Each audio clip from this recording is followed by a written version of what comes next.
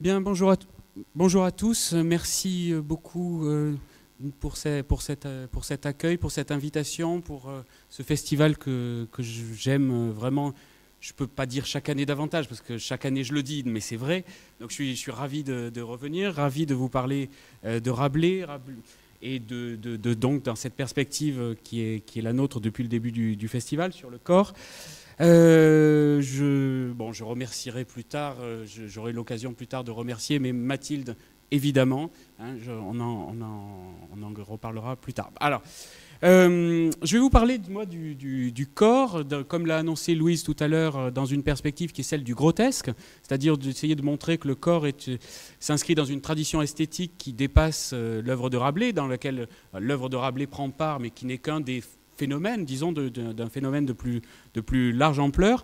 Alors je vais commencer, qu'on ne m'en veuille pas, hein, par une référence qui n'est pas celle qui est attendue, qui est une référence à un autre homme important de la Renaissance, qui est Montaigne, qui n'est pas chinonné, hélas, mais qui est très intéressant tout de même. Alors, le magistrat bordelais par lequel je vais commencer, je le fais parce qu'il donne une présentation, il donne une définition, si on peut dire, du grotesque, qui est une définition très connue des seiziémistes, et qui est une définition canonique, qui va me permettre de construire ensuite le reste du propos. Donc je ne me suis pas trompé, hein, je vais bien vous parler de Rabelais, ne vous inquiétez pas. Alors, le magistrat bordelais écrit dans un très célèbre passage des essais que vous avez à l'écran ici, décrit une comparaison en fait, pour parler de sa pratique littéraire en même temps que de son amitié avec la Boétie. Vous savez, l'amitié de la Boétie et Montaigne est extrêmement célèbre. Elle est plus compliquée que ce qu'on dit, mais enfin, peu importe.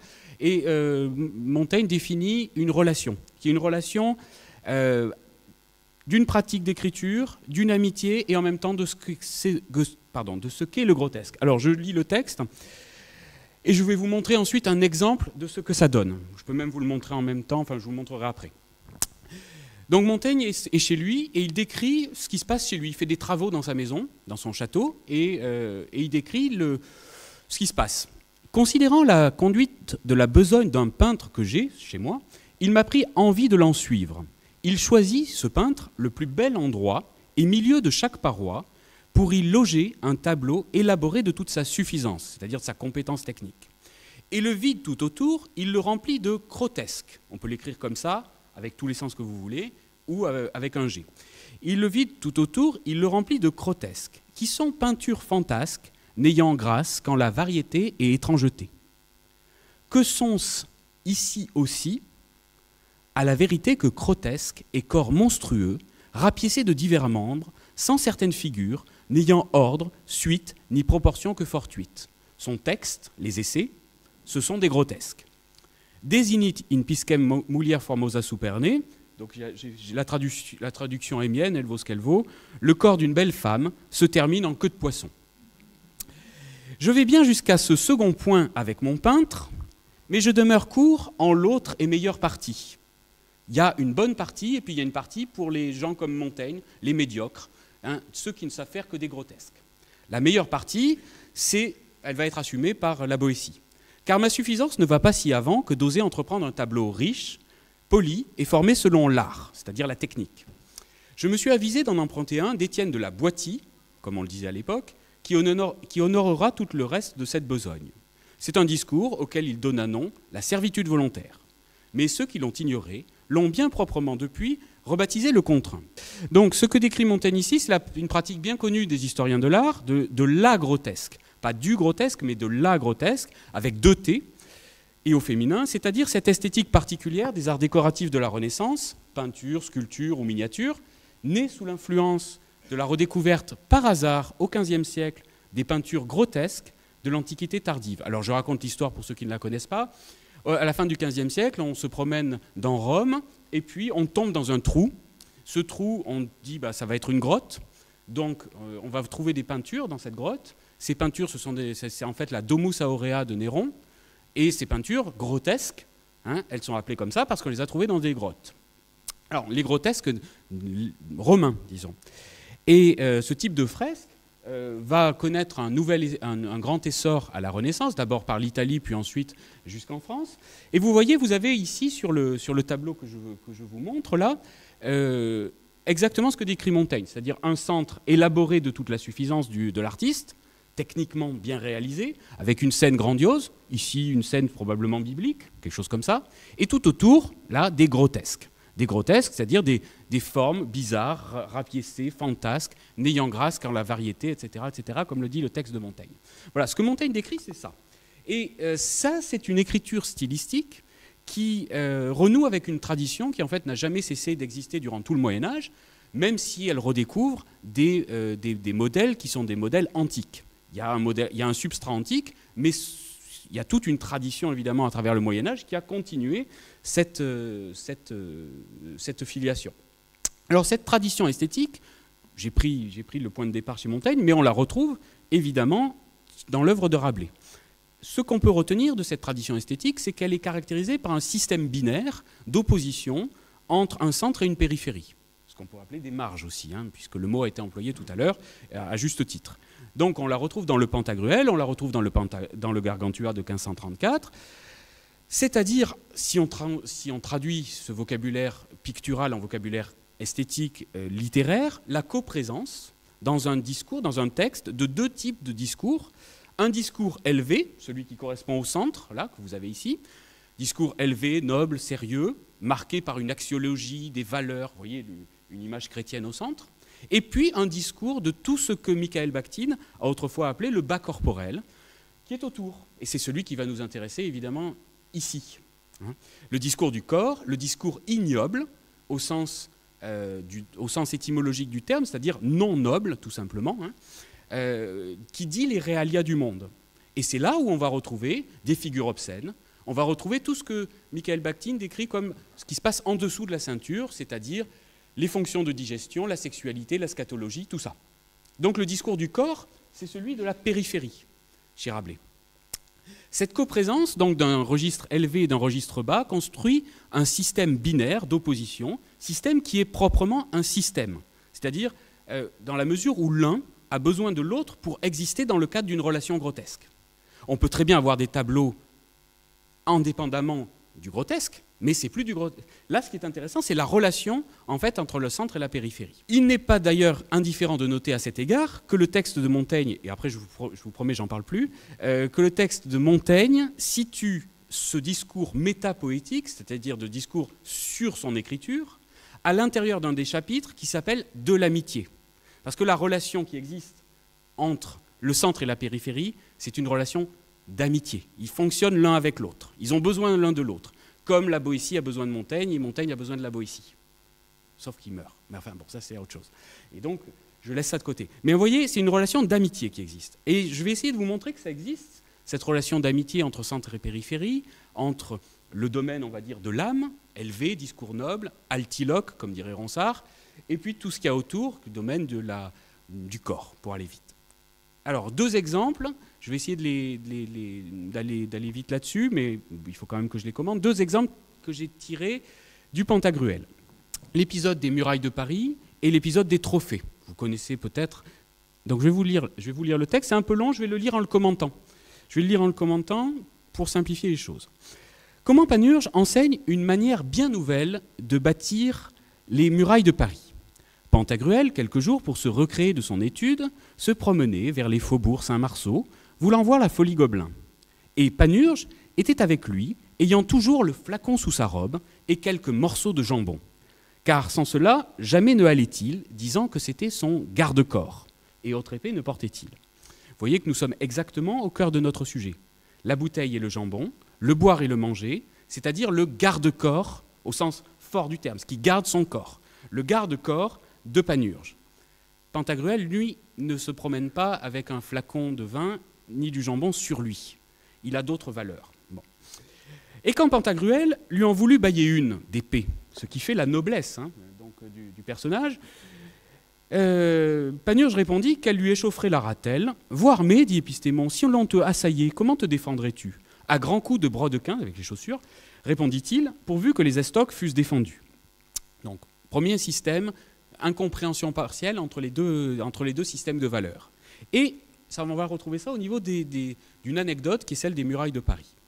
À leur retour, Panurge considérait les murailles de la ville de Paris et, en irrision, dit à Pantagruel: « Voici ne pas de belles murailles pour garder les oiseaux en mue. Par ma barbe, elles sont compétentement méchantes pour une telle ville comme est cette-ci, car une vache avec un P en abattrait plus de 6 brasses. » « Oh, mon ami, dit Pantagruel. » Et là, vous allez avoir un discours élevé de Pantagruel, avec des valeurs qui sont celles de sa fonction. « Oh, mon ami, dit Pantagruel, sais-tu pas bien ce que dit Agésilaüs quand on lui demanda pourquoi la grande cité de Lacédémone n'était point ceinte de murailles? Car, montrant les habitants et citoyens de la ville tant bien experts en discipline militaire, étant forts et bien armés, voici, dit-il, les murailles de la ville, signifiant qu'il n'est muraille que de os, et que les villes ne sauraient avoir muraille plus sûre, plus forte que de la vertu des habitants. Ainsi, cette ville est si forte par la multitude du peuple belliqueux qui est dedans qu'il ne se soucie point de faire autre muraille. Et davantage, qui la voudrait emmurailler comme Strasbourg ou Orléans, il ne serait possible, tant les frais seraient excessifs.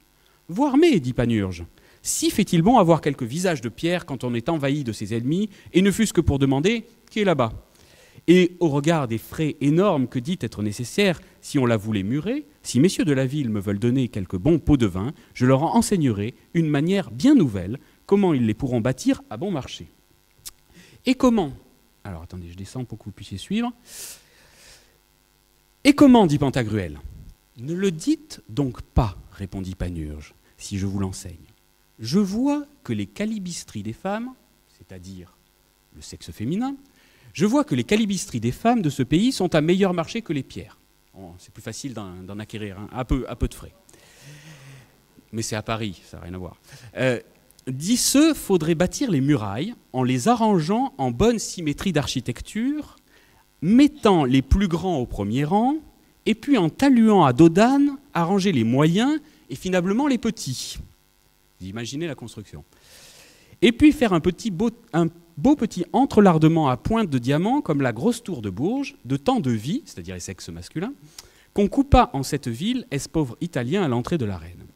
Donc vous avez bien compris, il s'agit dans l'idée de Panurge de construire des murailles à partir d'un entrelardement de sexe masculin et de sexe féminin, avec bonne symétrie, une architecture à bossage, si on veut, hein, on est un peu précoce, si j'ose dire, pour la date, mais voilà. Quel diable déferait une telle muraille? Il n'y a métal qui tant résista aux coups, et puisque les couillevrines, alors il faut le lire comme ça pour que ça marche, hein, et puisque les couillevrines se y vinssent frotter, vous enverriez par Dieu un continent distillé de ce benoît fruit de grosse vérole, menu comme pluie, sec au nom de diable. Davantage, la foudre ne tomberait jamais dessus. Car pourquoi? Ils sont tous bénis ou sacrés. Je n'y vois qu'un inconvénient. Oh oh oh, ha ha ha, dit Pantagruel. Et quel? C'est que les mouches en sont tant friandes que merveilles, et se y cueilleraient facilement, et y feraient leur ordure. Et voilà l'ouvrage gâté et diffamé. Mais voici comment on y remédierait. Et je laisse la suite. Donc vous voyez, vous avez deux conceptions, deux discours qui s'opposent, ou plutôt que s'opposent, se complètent. Un discours de la vertu vertueuse, celle de la virtus des anciens, assumée par Pantagruel, sérieux, les exemples antiques, tout ça. Et puis un discours d'une autre vertu, d'une vertu plus sexuelle, celle qui fait le vir, celle qui fait la virilité de l'homme. Donc dans vertu, on peut entendre les deux sens. S'opposent ainsi deux systèmes de valeurs, deux axiologies, discours noble, élevé, altidoque pour Pantagruel, et discours bas, scatologie, les ordures là, que font les mouches et les bestioles, la sexualité, le monde des entrelardements masculins-féminins pour Panurge. On a dit beaucoup, d'ailleurs, j'y pense en le lisant, hier, que Rabelais était médecin. Ce qui est vrai, hein, je ne conteste pas, mais il est tout autant moine. Et donc on a les deux types de discours. Qu'il soit médecin, c'est certain, mais il est moine aussi. Et donc, il ne renonce pas à l'un pour l'autre. On a les deux en même temps. Ce qui est essentiel de noter ici, comme dans le texte de Montaigne que je citais tout à l'heure, c'est que Pantagruel ne prend jamais ombrage de l'attitude de Panurge. Un seigneur peut-être plus sourcilleux aurait pu trouver que, quand même, cette parodie de son discours avait quelque chose d'un peu irrévérencieux. Pas du tout. Ça fait rire Pantagruel, ça l'amuse. Ça lui plaît, ça. Ils sont amis tous les deux. Ils sont même amis avant de s'être rencontrés, puisque le texte dit comment Pantagruel rencontra Panurge et en fit son ami, et donc la rencontre, elle a lieu après. Bon, mais je laisse ça de côté. À la fin du passage, Pantagruel dit même à Panurge, vraiment, dit Pantagruel, tu es gentil compagnon, je te veux habiller de ma livrée. Donc d'une certaine façon, il y a l'idée qu'il y a une communauté. Il y a une communauté des relations, enfin ils sont ensemble, ils fonctionnent ensemble. C'est un système. Deuxième exemple que je vais vous montrer de cette relation noble-ignoble, âme-corps, pour aller très vite. C'est l'exemple des trophées, toujours dans le même texte, ce 1532, celui donc du Pantagruel. Alors l'exemple des trophées, c'est quoi? D'abord, il faut que je vous montre ce que ce sont des trophées. Des trophées, c'est ça. Des trophées, c'est ce type de choses. Alors là, c'est une image de 1550, mais peu importe. Vous voyez, c'est après une victoire, quand vous avez vaincu un ennemi quelconque, vous vous emparez du butin et vous érigez une sorte d'arc triomphal ou de trophée. Et donc vous avez un mât comme ça, sur lequel on va placer un certain nombre de dépouilles qui ont été prises à l'ennemi. Là, c'est 1550, mais je vous disais, ça pourrait être aussi bien un peu plus précoce, c'est modèle à l'antique. Alors deux trophées qui vont se répondre. Premier trophée, celui de Pantagruel, et deuxième trophée, celui de Panurge. La démonstration est en fait la même que celle que je viens de faire. Comment Pantagruel érigea un trophée en mémoire de leur prouesse et Panurge un autre en mémoire des levreaux, où l'on retrouve les animaux dont on nous parlait tout à l'heure. Les animaux qui sont évidemment du côté du corps. Devant que partons d'ici, dit Pantagruel, en mémoire de la prouesse, ils viennent de gagner une bataille, en mémoire de la prouesse qu'avait présentement fait, je veux ériger en ce beau lieu trophée. Ah donc, un chacun d'entre eux, en grande liesse et petites chansons villatiques, dressèrent un grand bois, celui que je vous ai montré tout à l'heure, auquel ils pendirent une selle d'armes, un chanfrein de cheval, des pompes, des estrivières, des éperons, un haubert, un haut appareil acéré, une hache, un estoc d'armes, un gantelet, une masse, des goussets, des grèves, un gorgerie, et aussi de tout appareil requis un arc triomphal ou trophée. Très simple, sur le premier trophée, donc on a une panoplie, au sens grec du terme, c'est-à-dire l'ensemble des éléments de la tenue de l'hoplite, enfin tous les éléments d'un guerrier qui sont mis dans un pal, hein, sur une grande tige, hein, et on a un dicton victorial qui va suivre, qui claironne avec un certain orgueil la gloire de Dieu, la valeur des grands hommes, exaltation du panthéon national, si on peut dire. Donc ça donne quoi? Ça donne le texte que vous avez ensuite. Puis en mémoire éternelle, c'est important parce que Pantagruel, quand il écrit pas, il écrit pour toujours. Hein. Voilà, on écrit pour l'éternité. Panurge, pas du tout. Panurge, c'est autre chose. Puis, en mémoire éternelle, écrivit Pantagruel le dicton victorial comme s'ensuit. Ce fut ici qu'apparut la vertu de quatre... On retrouve le texte de tout à l'heure. Hein. Ce fut ici qu'apparut la vertu de quatre preux et vaillants champions, qui, non d'Arnois, mais de bon sens vêtus, comme Fabius ou les deux Scipions, firent 660 morpions, puissants ribauds brûlés comme une écorce. Prenez-y tous, rois, ducs, rocs et pions, enseignement que engin, c'est-à-dire ingenium, l'intelligence, que l'intelligence mieux vaut que force. Car la victoire, comme est notoire, ne gît qu'en heure du consistoire, où règne en gloire le haut seigneur, vient non au plus fort ou graigneur, mais à celui qui plaît, comme faut croire, donc à échevanche et honneur, s'il qui parfois en lui espoir. On reconnaît dans ce passage une conception assez haute, élevée, du militaire, avec la métaphore stratégique que vous avez peut-être remarqué, du jeu d'échecs. Roi, duc, roc et pion. C'est toutes les pièces d'un jeu d'échecs. C'est intéressant parce que c'est une conception de la guerre, qui est une conception vue du point de vue du général en chef, ça. Hein, c'est pas le troufion, c'est celui qui voit d'en haut, qui voit la stratégie militaire, qui conçoit la guerre comme un art de l'intelligence. Bon. Et puis, vous avez un enseignement grandiloquent qui est « Dieu ne donne pas la victoire au plus puissant, confère David et Goliath, mais à celui qui lui plaît, et etc., etc. » Donc on est dans le domaine élevé, là. On est dans le domaine très élevé. Et on va avoir un deuxième texte, un deuxième trophée, élevé en même temps par Panurge. Alors je vous le lis aussi, vous l'avez ici, qui est une sorte de... Alors je vais dire quelque chose que je vais corriger aussi, mais qui est une sorte de contre-discours, de discours parallèle à celui de Pantagruel. Et là, on va être dans le registre bas.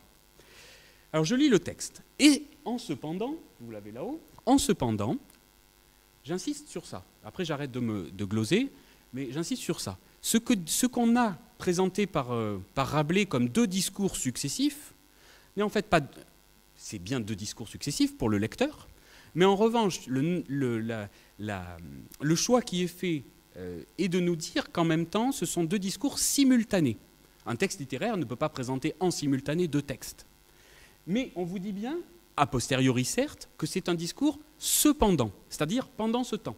Donc vous avez Pantagruel qui fait son discours d'un côté, et Panurge qui fait le même en même temps, enfin qui fait le contre-discours en même temps.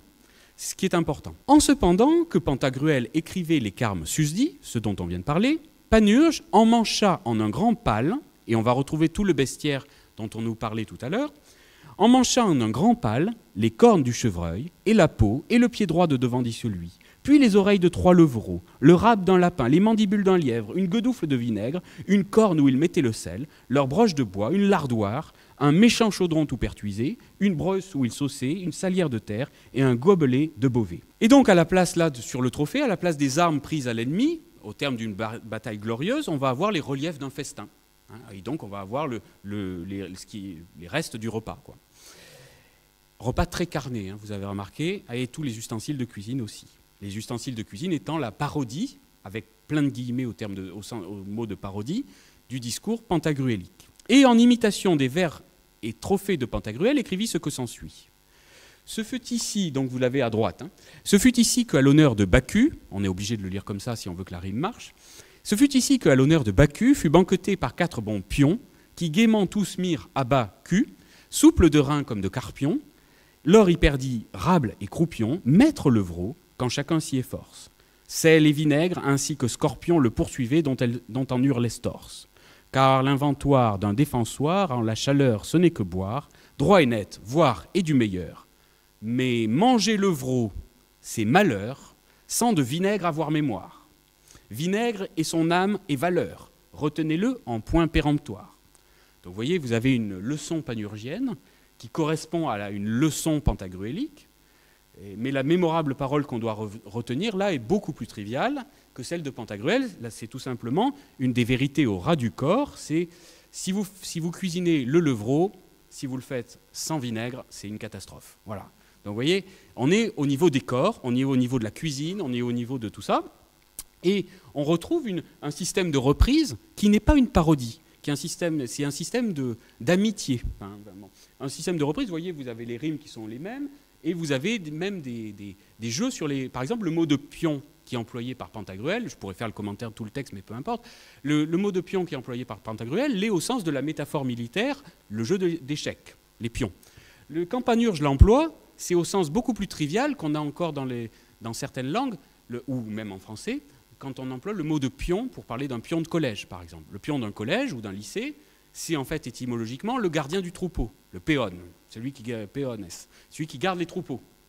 Donc vous voyez, là on est du côté de la haute stratégie, et puis là on est du côté des troupeaux, des bestioles et des animaux, des corps en fait. Alors je vais vous montrer une petite image, parce que c'est intéressant de voir que ce jeu, on le retrouve aussi dans d'autres arts, et par exemple on le retrouve au Palais Jacques-Cœur à Bourges, dans un autre système de représentation, mais enfin, voilà. Vous avez ici par exemple, donc c'est à Bourges, alors les photos sont mauvaises, elles sont de moi, elles sont toutes mauvaises, mais enfin peu importe, moi ce qui m'intéresse c'est ce que ça représente. Donc Bourges, Palais Jacques-Cœur, manteau de cheminée, restauration 19e, bon mais peu importe. Vous avez en haut ici un noble et une noble dame qui sont en train de jouer ensemble à un jeu qui est un jeu d'échecs. Conception élevée, registre noble, à tous les sens du terme. L'art de la guerre, mais l'art noble de la guerre. Et en bas, vous avez, sur le même manteau de cheminée, la version panurgienne, j'allais dire, de cette guerre. Cela, c'est pas une joute... Enfin, c'est une joute paysanne. Vous voyez, ce ne sont pas montés sur des destriers, mais ils sont montés sur des mulets et des ânes. On est dans le registre bas. Donc c'est ça le grotesque. C'est cette coprésence d'un registre noble et d'un registre ignoble, que ça soit dans un système de valeurs ou un autre. Enfin, dans un système, artistique ou un autre. Alors, je vais m'intéresser maintenant, que j'ai posé ce cadre-là, à un couple particulier qui fonctionne dans le cadre du grotesque. C'est le couple Pantagruel, Panurge, ou le couple Gargantua, frère Jean, qui est en fait le même, en réalité, du point de vue de du point de vue de la construction de l'écriture, c'est un peu la même chose. Et je vais essayer de vous montrer de la même façon que ce couple-là, il s'enracine dans une histoire qui est bien antérieure à Rabelais et qui sera d'ailleurs bien postérieure, que l'on pense par exemple à Don Quichotte et Sancho, ou que l'on pense à Jacques le Fataliste et son maître, ou que l'on passe à toute une série d'autres qui suivront ce même modèle. Alors, deux personnages antagonistes, Pantagruel et Panurge, par exemple, mais deux personnages qui forment un couple. On peut le dire en termes esthétiques, c'est un système, on peut le dire aussi en termes affectifs, c'est un couple. Mais c'est la même chose en réalité. Ce couple-là, il s'enracine dans une histoire qui est une histoire grotesque, plutôt d'origine germanique, mais pas seulement, enfin disons plutôt nord de la France, et dont on a perdu beaucoup d'éléments. Alors c'est le couple, c'est un schéma d'opposition qui est en fait héritier d'une tradition qui est celle de l'opposition entre Salomon et Marculf. Alors cherchez pas Marculf dans l'Ancien Testament, vous ne le trouverez pas. Hein. Marculf, c'est un personnage imaginé par la tradition médiévale qui est une sorte de correspondant à la sagesse de Salomon. Vous voyez, sagesse de Salomon, sagesse de Pantagruel, trivialité de Panurge, trivialité de Marculf. Marculf, on peut le dire aussi Marcule, ou donc avec toutes les sonorités que vous pouvez entendre. Hein. Alors on en a perdu beaucoup de cette tradition-là, d'abord parce que c'est une tradition un peu populaire, enfin relativement, et ensuite parce que les bombardements de 1870 et de 1940 ont fait perdre un nombre assez considérable de manuscrits ou d'imprimés, et donc on sait qu'on en a perdu beaucoup. Mais enfin bon, voilà. Alors je vais vous montrer le système. Le système, c'est un système là encore d'opposition, de dialogue entre les deux. Dialogue, vous avez ici par exemple, dans le tiers-livre, un passage qui est directement en référence à ces dialogues de Salomon et Marculf. Je donne juste le début, Pantagruel, Panurge, et vous voyez que d'ailleurs le texte dit la familiarité, la proximité entre Pantagruel et Panurge, il y a juste un T en plus. Enfin, bon. Si raison était pourquoi jadis en Rome les Quirinales ont nommé la fête des folles, justement en France, on pourrait instituer les Tribouletinales. Et Panurge lui répond, si tous les fous portaient croupières, ils auraient les fesses bien écorchées. Et alors, ça, c'est une tradition à laquelle fait allusion ici Rabelais, qui est une tradition qui lui vient donc de ces dialogues de Salomon et Marculf. Je vous en ai mis un exemple là en latin, je vais le traduire. Je ne commente pas pour gagner du temps le début que j'avais mis mais que je laisse de côté. Je vous laisse juste, je regarde juste les dialogues là, c'est-à-dire le bas de la page de ce qui est à l'écran. Salomon, registre noble, les grandes valeurs, hein, ça donne quoi ? Mulierem fortem quis inveniet, là, une femme forte, c'est-à-dire courageuse, qui la trouvera? Où est-ce qu'elle existe, la femme forte, hein, où est-ce qu'elle... Et Marculf lui répond, oui, d'accord, t'es gentil, mais catum fidelem superlac quis inveniet, qui trouvera une chatte fidèle au-dessus d'un bol de lait. Si vous mettez une femme sur un bol de lait, enfin, ou métaphoriquement, vous allez voir ce qui va se passer. Donc vous avez registre noble, registre ignoble. Et c'est comme ça pendant des dizaines de pages. Et donc, par exemple, Mulier pulcra est aviro suo amanda, une femme belle doit être aimée par son mari, très bien, ça ne mange pas de pain. Et Marculf lui répond, in colo est alba ut columba, quant à son cou, la femme, quant à sa gorge, on va dire, quant à sa gorge, la femme est blanche comme une colombe, hein, mais in culo, quant à son cul, il est noir comme celui d'une taupe. Voilà. Donc, voilà. Salomon reprend, pro amore Dei omnibus et dilectio adibenda, en faveur de l'amour de Dieu, en raison de l'amour de Dieu plutôt, on doit tous se porter dilection les uns aux autres, vérité chrétienne, charitable, etc. Et reprise par Marculf, sur un mode plus trivial, si amas illum quite non amat, perdes amorem tuum, si tu aimes quelqu'un qui ne t'aime pas, bah, tu perds ton temps. Voilà. Donc vous voyez, on est dans l'amour de Dieu qui permet l'amour entre les hommes, ou alors une vérité plus triviale, hein, passe à une autre, hein, passe à une autre, elle ne t'aime pas, voilà, ou passe à un autre. Voilà. Donc on peut avoir des exemples comme ça, j'en ai assez nombreux. Alors pour gagner du temps, je saute sur certaines choses que j'avais prévu de vous dire, mais vous comprenez bien que Marculf, c'est du côté de la trivialité, de la sexualité, du bas corporel, du discours de la scatologie, etc., etc. Ça a été étudié par un auteur dont je vais vous reparler ensuite, qui s'appelle Michael Camille, dans le cadre d'une étude sur le grotesque dans les manuscrits médiévaux, qui ensuite va bien au-delà, puisque c'est en fait un paradigme qui lui permet de penser la société médiévale en général, que ce soit la place publique et par rapport aux périphéries, que ce soit l'église, la cathédrale par rapport à ses marges. Bon, ça, c'est pas mon sujet ici. Mais vous voyez ici, vous avez un manuscrit médiéval, tout ce qu'il y a de plus sérieux, magnifique d'ailleurs, enluminé, et puis vous avez autour des marges grotesques. Vous voyez, là par exemple, vous avez un âne, je ne sais pas si vous voyez, ou un grill qui monte ses fesses, etc. Et tout en bas, là, et vous avez tout en bas ici, représenté, alors comme on le fait au Moyen-Âge, représenté de façon simultanée, mais en fait c'est successif, 2 scènes. Vous avez une première scène avec un grand homme droit, là, avec une couronne, c'est Salomon. Et à côté, qui aperçoit quelqu'un qui arrive de loin, c'est Marcoulf.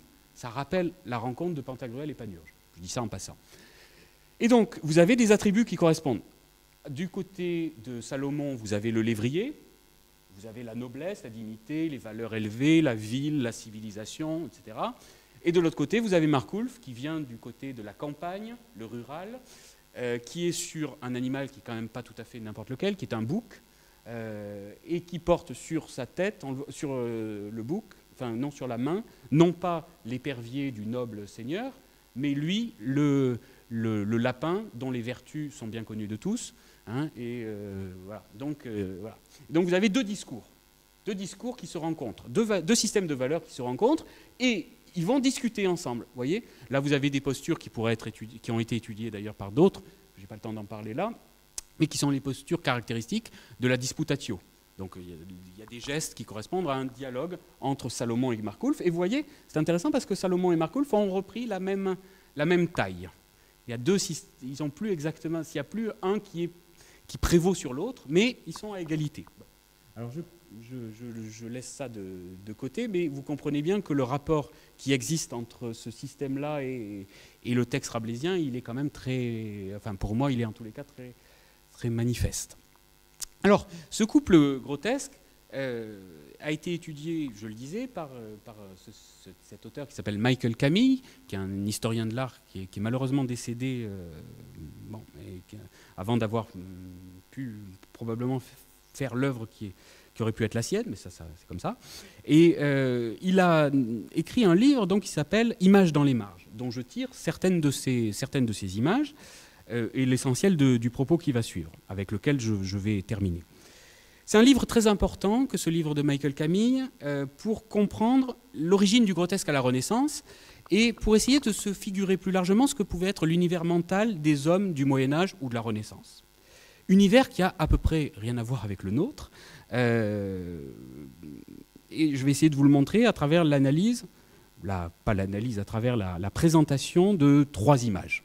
3 images qui feront ma dernière partie. Alors, première image, bon, ça, j'ai pas le temps de vous le dire, voilà, pas grave. Vous voyez ici, là encore, la reproduction est assez mauvaise, mais vous voyez ici une image par laquelle Michael Camille commence son travail, qui est un bréviaire, enfin, c'est un livre d'heures, pour être plus exact, c'est un livre d'heures. Vous voyez, dans la lettrine, le début de la formule, c'est un D, hein, Deus in adiotorum, etc. Dieu vient à mon aide. Hein, Dieu vient à mon aide, et c'est la petite orante qui est à droite, là, qui est censée dire tout ça. Et puis vous avez un texte qui est un texte pieux, un texte tout ce qu'il y a de plus religieux. Et au-dessous, qu'est-ce que vous avez? Que voit-on? Alors je pourrais zoomer, mais je crois que ce n'est pas forcément la peine. Vous voyez une sarabande de petits singes, ce qu'on appelle des babouinis au Moyen-Âge, hein, des babouinis qui sont une sorte de retournement grotesque de l'homme idéalisé. Vous avez deux sortes d'hommes, si vous voulez. Vous avez l'homme idéalisé dans un cercle, l'homme de Vitruve, manpower, si vous voulez, là. Hein, voilà. Et puis vous avez la version grotesque qui est ici, les babouinis, hein, et les deux fonctionnent ensemble. Bon. Ce qui est intéressant, dit Michael Camille, à très juste titre, c'est que personne, absolument personne, n'est choqué pour faire ses dévotions à l'Église, d'employer un livre d'heures dans lequel vous avez des obscénités dans la marge. Alors vraiment, vous allez avoir des sexes en érection, vous allez avoir des culs, vous allez avoir... Ça ne trouble personne. Essayez aujourd'hui, je vous conseille, vous verrez. Alors, Michael Camille écrit « La prière qui commence par les mots « Deus in adiutorum meum intende »« Seigneur, viens à mon secours » était récitée à haute voix par le propriétaire du livre.